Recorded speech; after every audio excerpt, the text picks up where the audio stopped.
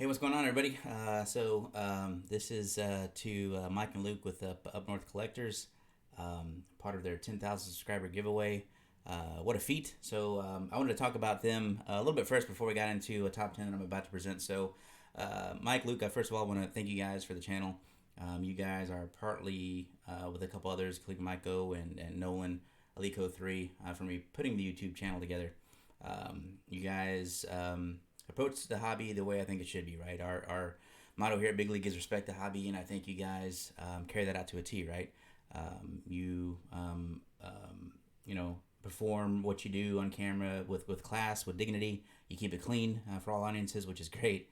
Um, and I think what comes down to it in terms of video production, you get right into it, right? There's not a minute, 2 minute, 4 minute, sometimes 8 minute delay before somebody will open up a pack of cards. You're like, man, come on, man. We just want to see the cards, right? Your commentary is appreciated, but get to the cards. And I think you guys do that really quickly. And then when you do talk about the cards, you make it entertaining and enjoyable versus, like I said, some other people out there.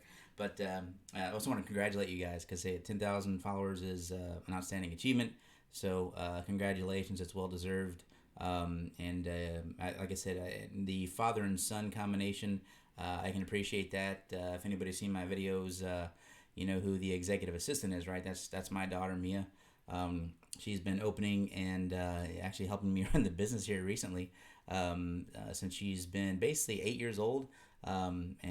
She started getting interested in the hobby about then, and obviously she has her own collections and kind of manages her own inventory.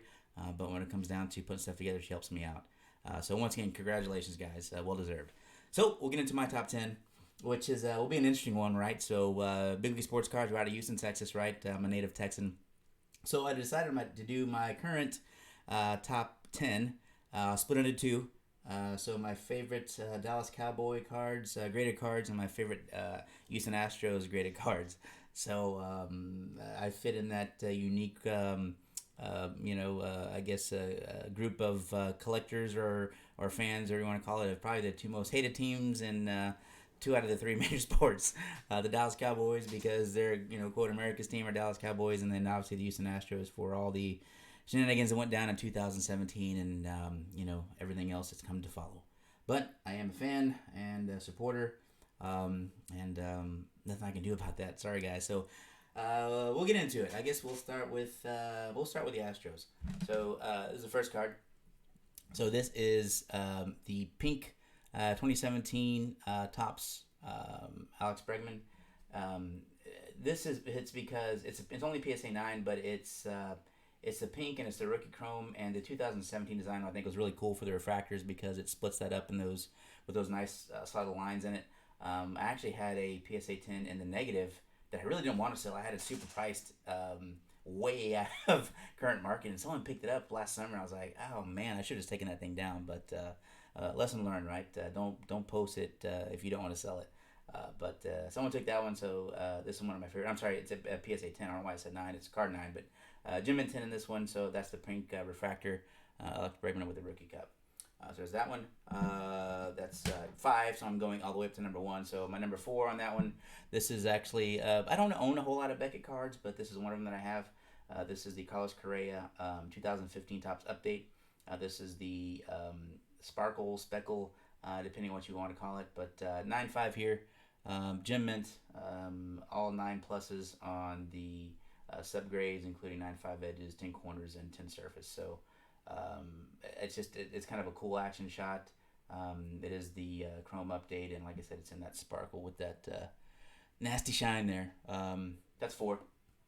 Number 3 is the Jose Altuve rookie. This is the Topps update. Obviously a super set. Obviously most recognized for the Mike Trout rookie, but this probably is the second best card out of that set. And like I said, everything that happened in 2017, is he going to take a ding? I think so, but I think time will prove that when it comes down to it, Jose Altuve is not just a great player, but he's a great person. Done so much for the city, and hope he comes out of it. Once again, that's my opinion, guys. I know not everybody's going to share that, but this is the 2011 Topps Update PSA 10. Next, here's the young gun, right? So this is the Yordan Alvarez 2018 Bowman Chrome Auto. It's a prospects card. As a PSA 10 in this one. Not much to say about the guy, right? Not going to get 5 stars for his fielding, for his play out in the field, but what this guy can do with the bat is pretty extraordinary. And I saw every at bat he had last year, and man, oh man, this kid could be a monster. This could be a 50 home run plus guy for multiple years. Can hit above 320. It just incredible, right? In terms of strength, this guy, I saw him flick home runs out of Minute Maid Park, and then hit some monster shots at some other parks. So this is the Jordan Alvarez PSA 10 Bowman Chrome first card auto. And my favorite card, definitely not the most valuable, but I just love this card. So this is the Jeff Bagwell. This is the Topps Traded 91. This is a PSA 10.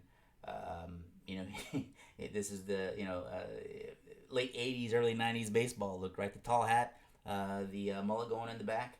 Obviously, he looks a little thinner there. I'm trying to think I think he was 23 when he was called up, something like that. So definitely a younger Jeff Bagwell. But being it's the Topps Traded paper card, it's a semi-difficult set because for the centering, it's really, really hard. But like I said, if you're to go back now, you're hard to find a raw card. That you can find that's going to have the PSA 10 level type edges and corners. So that's my number one favorite, current number one favorite. I'm sure the list will change by next year. Houston Astros card, Jeff Bagwell. All right, so let's get into Cowboys. Number 5, this is the 2016 Panini Donruss Dak Prescott. And so my cards weren't chosen on value. I think that a lot of it was the hunt. All of these cards, except for the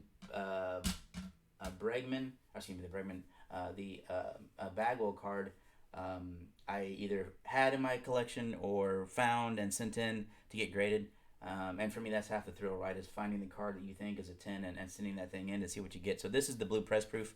I like the Donruss set more because it's more challenging.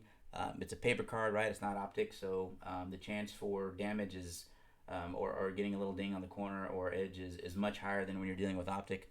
And then the key to the set is grading those footballs, right? Making sure they match on each side. And this is the blue press proof. I just love how it looks with the blue lettering. If my camera would focus there. A little challenge on that one.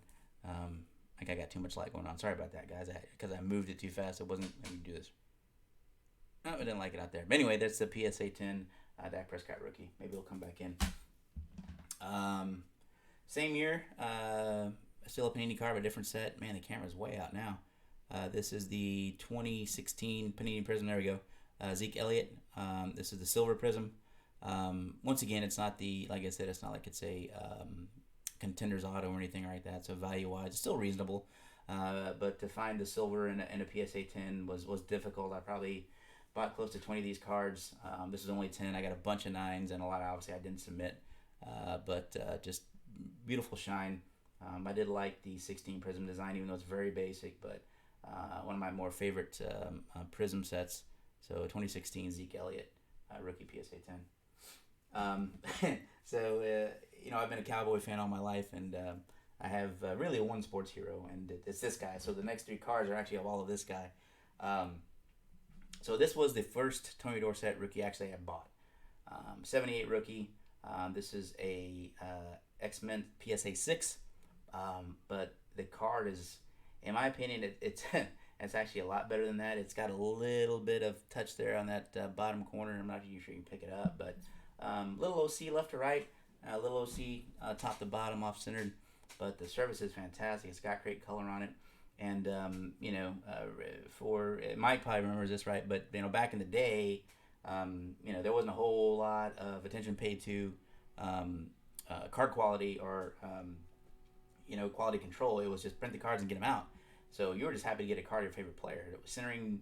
It was kind of looked at, but there was no grading system back then. Obviously in the 70s, not until late 80s. So as long as you had the card, it was pretty cool to keep in your collection. So actually, I bought this one some years back. And I was just happy to find it in this high a grade at the deal I got, just because they're so hard to find out there. So that's the PSA 6 Tony Dorsett rookie.